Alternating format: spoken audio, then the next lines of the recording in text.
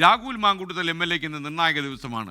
ആദ്യ ബലാത്സംഗ കേസിലെ മുൻകൂർ ജാമ്യാപേക്ഷയിൽ ഹൈക്കോടതി ഇന്നാണ് വിധി പറയുക. കേസിൽ രാഹുലിന്റെ അറസ്റ്റ് നേരത്തെ കോടതി തടഞ്ഞ കാര്യം പ്രിയപ്പെട്ട പ്രേക്ഷകർ ഓർമ്മിക്കുക. വിഷ്ണു സുരേഷ് കൊച്ചിയിൽ നിന്ന് വിവരങ്ങളുമായി വീണ്ടും ചേരുന്നു.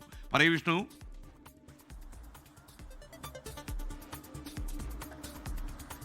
Good morning. രാഹുൽ മാങ്കൂട്ടത്തിനെതിരെ 3 ബലാത്സംഗ കേസുകളാണുള്ളത്. അതിൽ രണ്ടാമത്തെ കേസിലും മൂന്നാമത്തെ കേസിൽ രാഹുലിന് ജാമ്യം ലഭിച്ചിരുന്നു. രണ്ടാമത്തെ കേസിൽ മുൻകൂർ ജാമ്യാപേക്ഷ തിരുവനന്തപുരം സെഷൻസ് കോടതിയാണ് നൽകിയത്.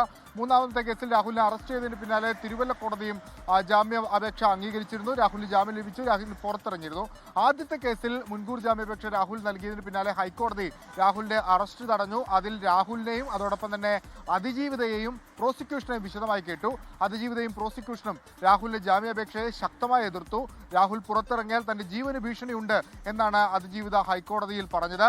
പ്രോസിക്യൂഷനാകട്ടെ രാഹുൽ ഒരു സ്ഥിരം കുറ്റവാളിയാണ്, അയാൾക്കെതിരെ നിരവധി കേസുകൾ, ഇത്തരത്തിൽ ബലാത്സംഗ കേസുകൾ ഉണ്ട് എന്ന് പറഞ്ഞ രാഹുലിന്റെ അറസ്റ്റ് തടയണമെന്ന് പറഞ്ഞു. രാഹുൽ ആകട്ടെ തനിക്കെതിരെ ഉയർന്നുവന്ന ഈ ആദ്യത്തെ പരാതി അത് രാഷ്ട്രീയ പ്രേരിതമാണ്, ഉഭയകക്ഷി സമ്മർദ്ദപ്രകാരമുള്ള ലൈംഗിക ബന്ധമാണ് താനും ഈ പെൺകുട്ടിയും തമ്മിൽ നടന്നത് തുടങ്ങിയ വാദങ്ങളൊക്കെയാണ് ഉന്നയിച്ചത്. ഏകദേശം 3 ദിവസത്തോളം വിശദമായ വാദം കേട്ടു.